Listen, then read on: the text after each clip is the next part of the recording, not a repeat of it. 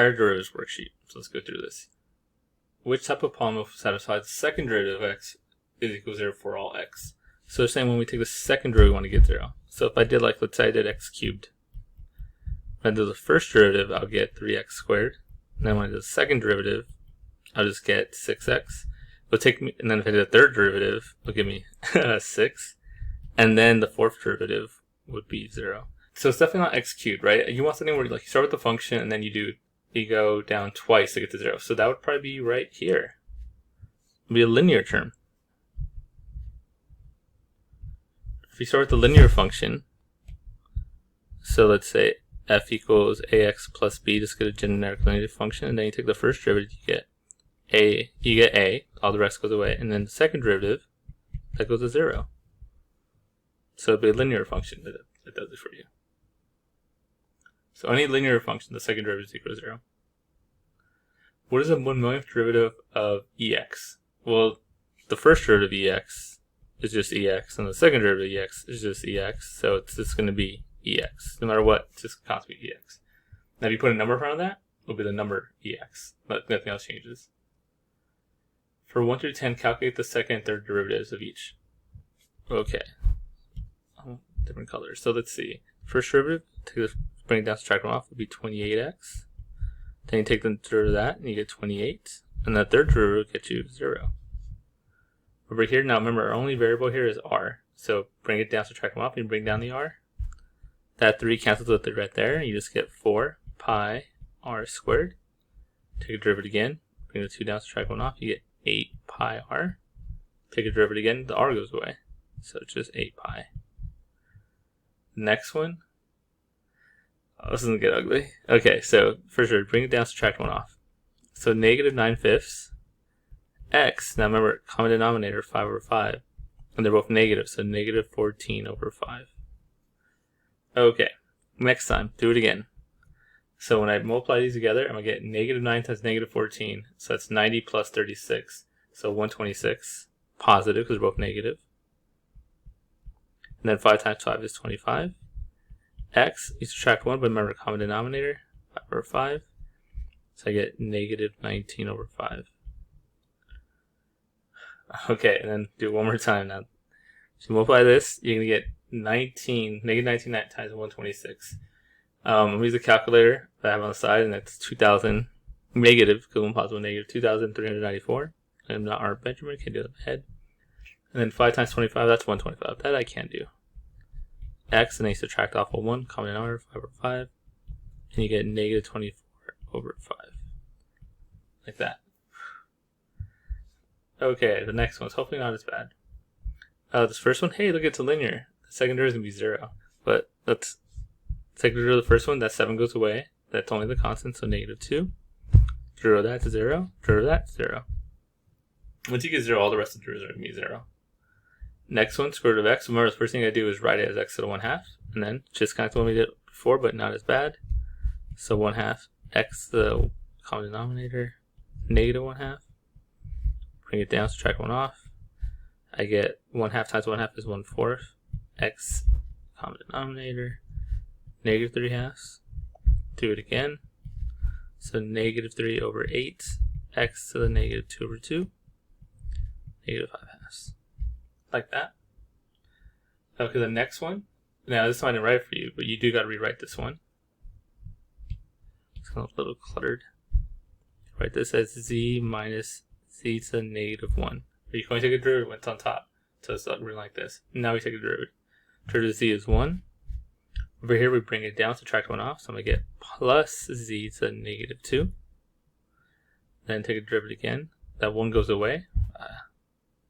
The 1 goes away, and then right here we bring the 2 down, subtract 1 off, so it becomes negative 2z to the negative 3, or z. And then do it again, bring it down, subtract 1 off, and I get 6z to the negative 4, or z.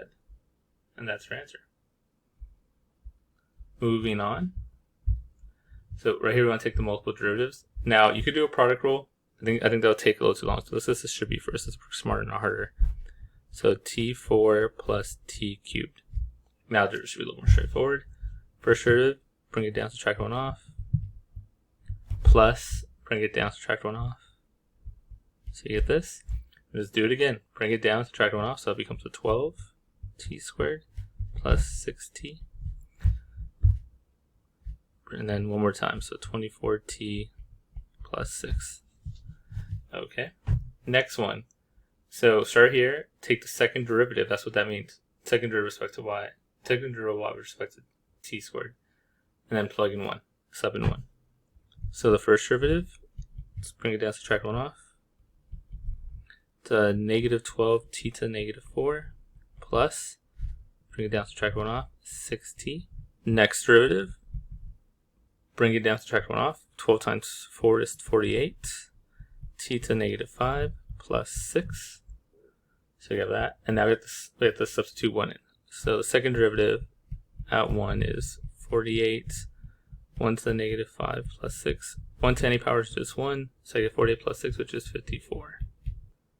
Next one, we want to take the fourth derivative and then sub in 1. So the first derivative would be 4x cubed.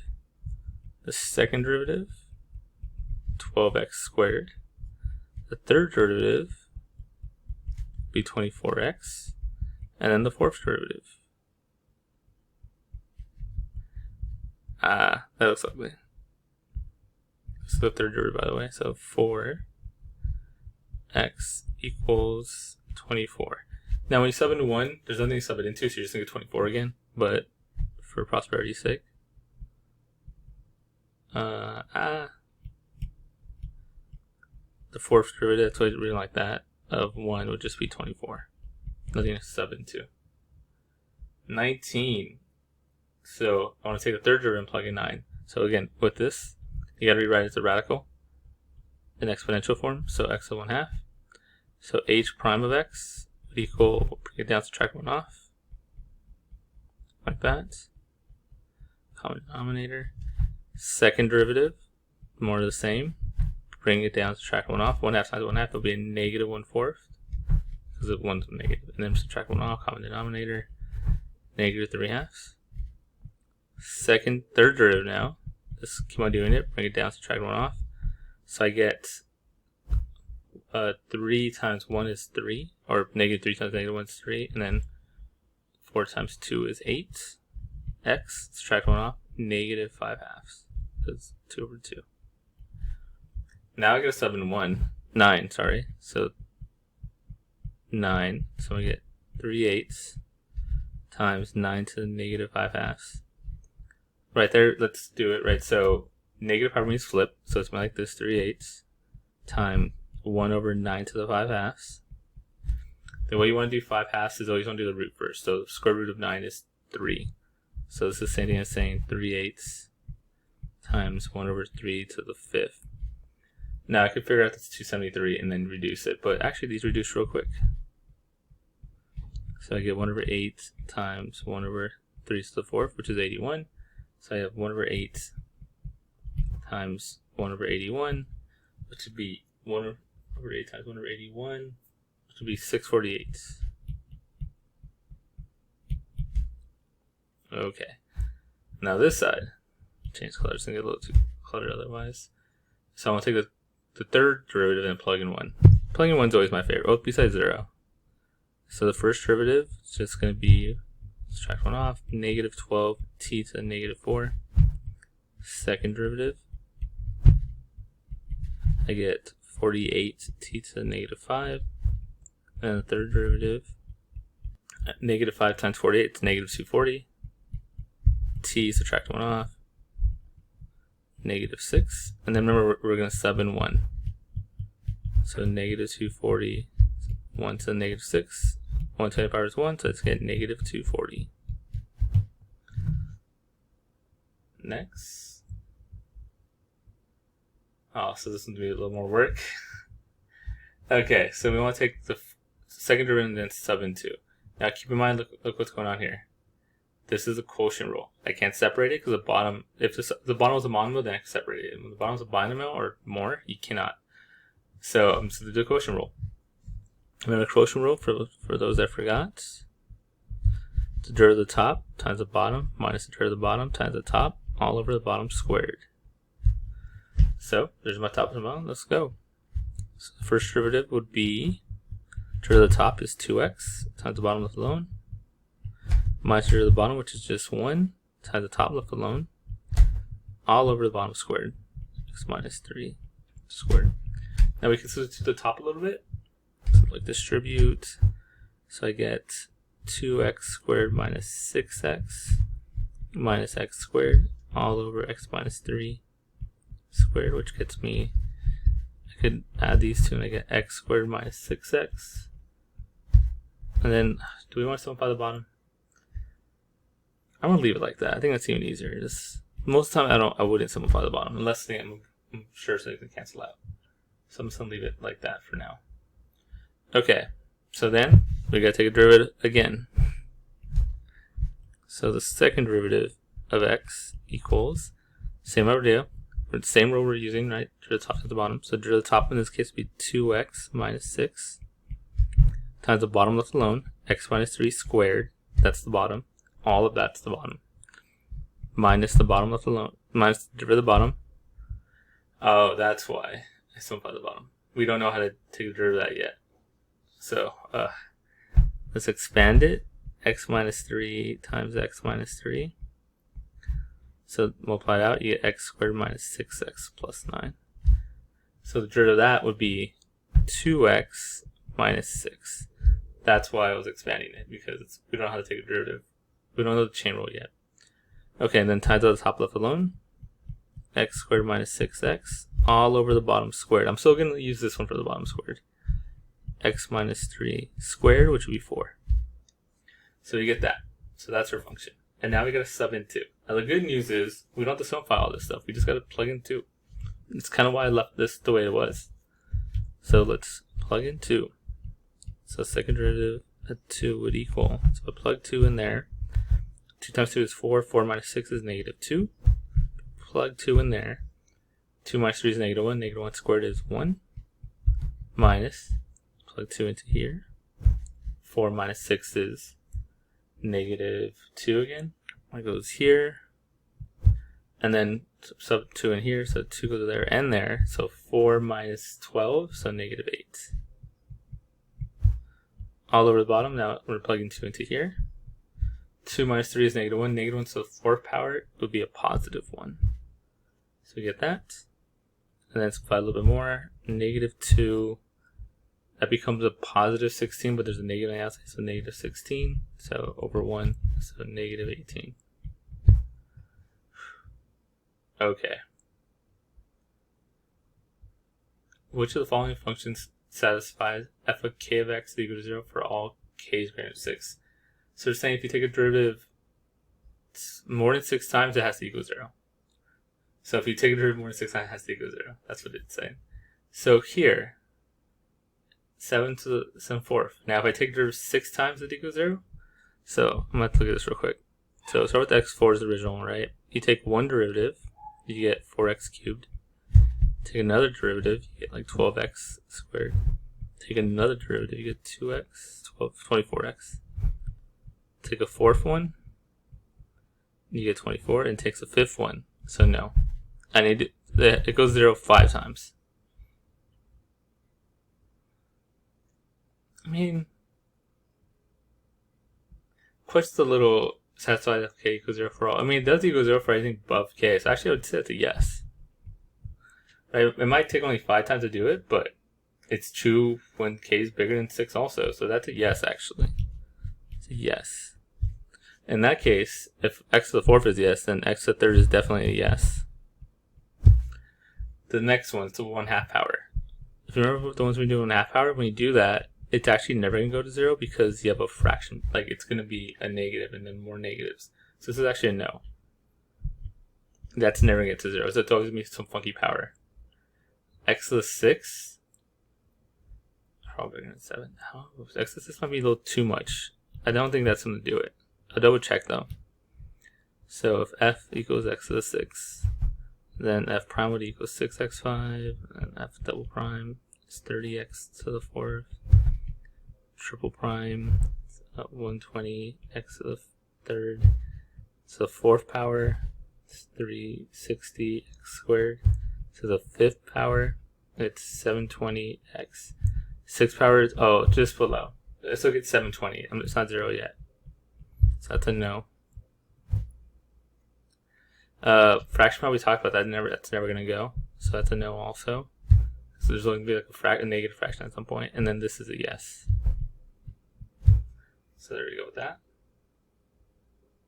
38. Find the equation of the tangent to the graph of y equals f prime of x at x equals 3, where f of x equals 4.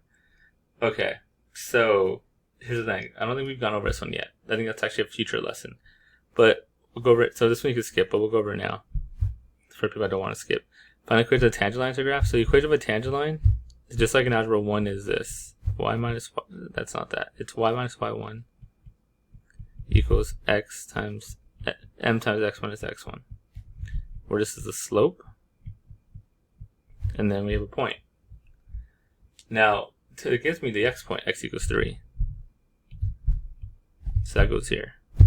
Now, the y point, you normally say plug it in. So I'll plug it in right there. Now, here's the problem though. This graph, this equation should be for f prime. So it's not the f equation, which I plugged this into. I got to plug into the f prime equation. So we got to figure out what f prime is first. F prime is, take the derivative of that, which is 4x cubed. So my y, since we're doing this equation, f prime, I got to plug 3 into my f prime equation. And f prime with 3 will get me 4 times 3 cubed. 4 times 4 times 27, which is 108. So that's my y1. And now you're like, okay, how do I get my slope? Well, slope is the derivative. It's the slope of the tangent line. But remember, this is my equation, so the m is going to be the derivative of this guy. M is going to be the derivative of f prime, so that's f double prime at 3. So I got to find f double prime, which would be 12x squared, and then I got to find it at 3, because this is always a value, so you got to sub in 3.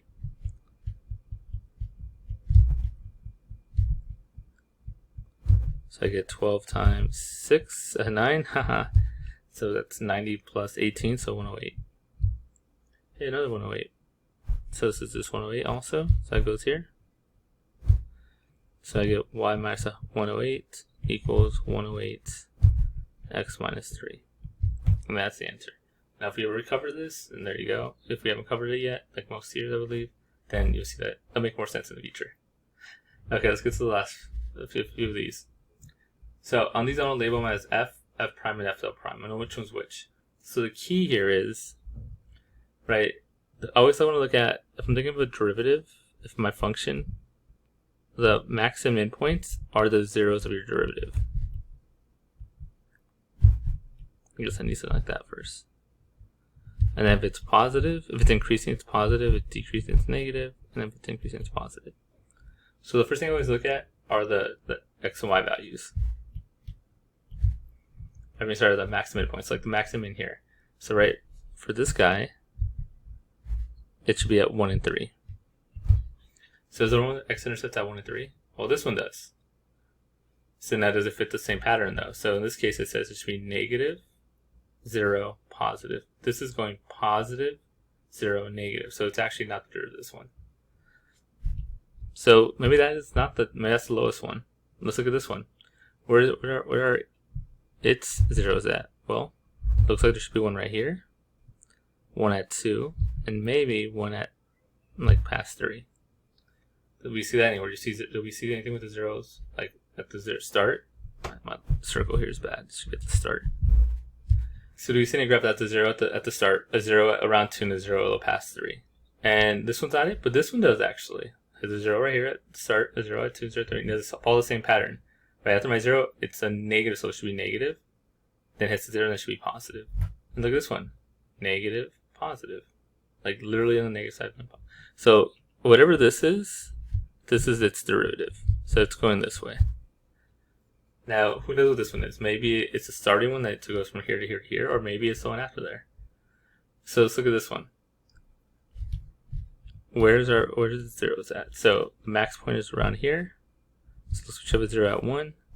And midpoint's right here at 3, so it's a 0 at 3. The behavioral graph has 0 at 1 and 3. This one does, has 0 at 1 and 3. Does it match the same value though?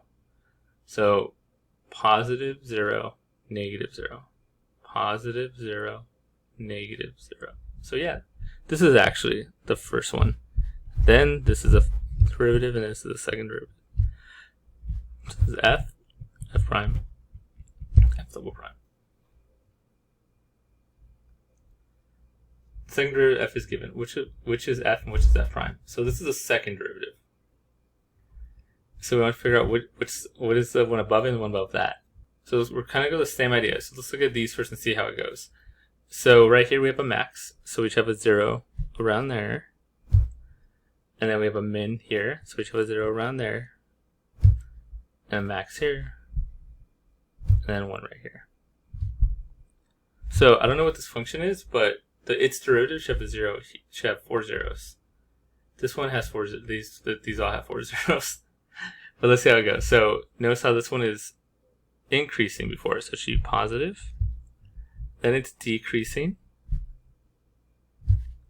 Then it's increasing. Then it's decreasing. Oops, sorry.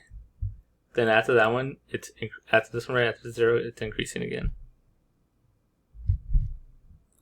So look at that graph. Does that look like this one or this one? And that's way more of this one. So look, if I took a derivative of this graph here, I get this function here. So this looks like it's f prime of x, which would mean this should be the original function, f of x. But let's check. Let's do the same thing. Maybe letter code will help on this one. Right, so let's look at our max and min. So we have a max here, so there should be an x-intercept there. We have a min there, so our x-intercept should be here. And a max there, so our x-intercept would be there. Now if we're trying to draw the graph, it is increasing, so that means I should have a positive, I should be on the positive side. Then it's decreasing, so my graph should be on the negative side. And then it's increasing, so positive, then it decreases afterwards. So if this is a function of black, then the orange is the derivative, and that orange looks a lot like this guy. So it goes f prime, f double prime. Find the second derivative of the volume of a cube with respect to the length of the side. So here's the volume of a cube. This is s cubed. So you want me to find the second derivative. Well, the first derivative would be dv ds.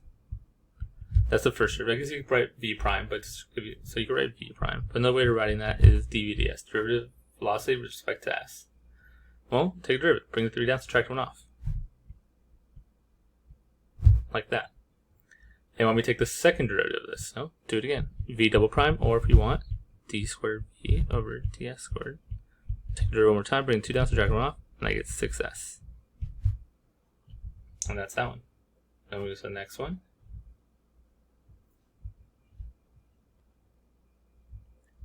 Number 54. Sketch the graphs of f of x equals x squared minus 5x plus 4 and g of x equals negative 2x plus 3. Find the values of x over which the graphs have parallel tangent. Remember, tangent line in general means derivative. So find all the values of which the graphs have parallel tangent lines. So it wants to know where the derivatives are equal. That's what's going on here. Because parallel means same slope. And they're talking about tangent lines, so we want to know the derivatives are equal. That's what we're looking for. They did want us to sketch it, so let's sketch it real quick. There we go. So we have that. Okay, how are we going to sketch this? The best way to do it, so it's parabola, is to factor it, and that factors to x minus 4, x minus 1. So my x-intercepts are going to be at 1 and 4. So 1 and at 2, 3, 4. Then it's a positive, so it's opening up. So it looks into this effect. Something to that effect. And then negative 2x plus 3. So line at it's a line with an intercept of 3. A slope of negative 2. So down 2 over 1. So something like that. And we just want to figure out when the derivatives of these lines have the same slope. So let's do it mathematically. Let's find the derivative of f prime. That should be 2x minus 5. Right, this guy is 2x minus 5. Let's find the derivative of g prime. It's going to be negative 2. Set them equal to each other. add 5, 2x equals 3, x equals 3 halves. And there we go. Last one. Find out values of x for the tangent lines to y equals x cubed and y equals x4 are parallel. So pretty much the same question, right? Tangent line means kind of derivative. We want them to be parallel to the same derivatives. So we're looking for where we want to solve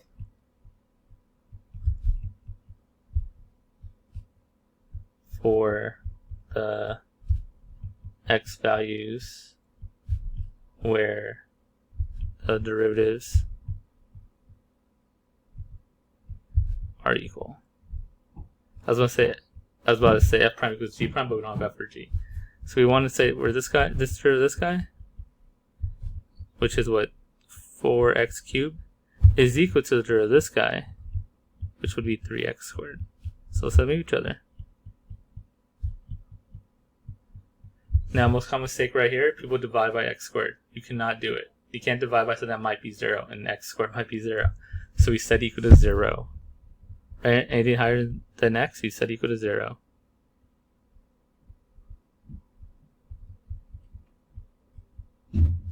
So we're going to get 4x cubed minus 3x squared equals 0. Subtract the 3x squared from both sides. And then here they both have an x squared, so we factor it out. Then we get 4x minus 3 equals 0. Split it. X squared equals 0. 4x minus 3 equals 0. Square root here. X equals 0. This is why you can divide by it. And then over here, 4x equals 3. X equals 3/4. There we go. Done. With that problem. I just noticed there's an extra one. I thought that we were done. We got a few more. A couple more. We'll be done soon. Sorry about that. So there's a unique point on the graph of the function for ax squared plus bx plus c where the tangent line is horizontal. Explain graphically. So tangent line being horizontal just means f prime of x equals 0. Right? So tangent line means derivative. Horizontal means the derivative equals 0. So let's take the derivative of this guy. Set equal to 0. So how do we take the derivative of this?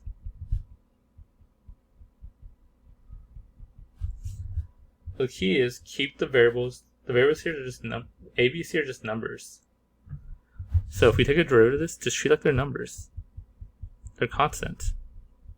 So like 2, bring it down, so 2ax.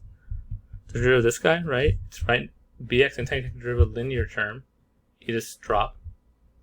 It's all about the coefficient, right? You drop the variable. So b. And again, c is a constant, it's not a variable. It's a number. These are all a, b, c are just numbers. So that goes away. Derivative of 5 is 0. So derivative of c is 0. So you have that, and we can set equal to 0. Solve for x. So subtract b.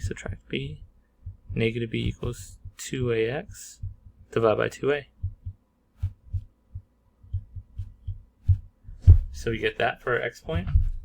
And then, so there's a unique point on the graph. Well, if that's my x, how for my y, you plug it in. So this is going to be the point negative b over 2a, comma, f of negative b over 2a. And that should look familiar to most of you guys. If we're talking about parabola. Right? If we're talking about parabola, that's how you find the vertex. Right? Remember the axis symmetry? X equals negative b over 2a. If you want to find the vertex, plug it back in.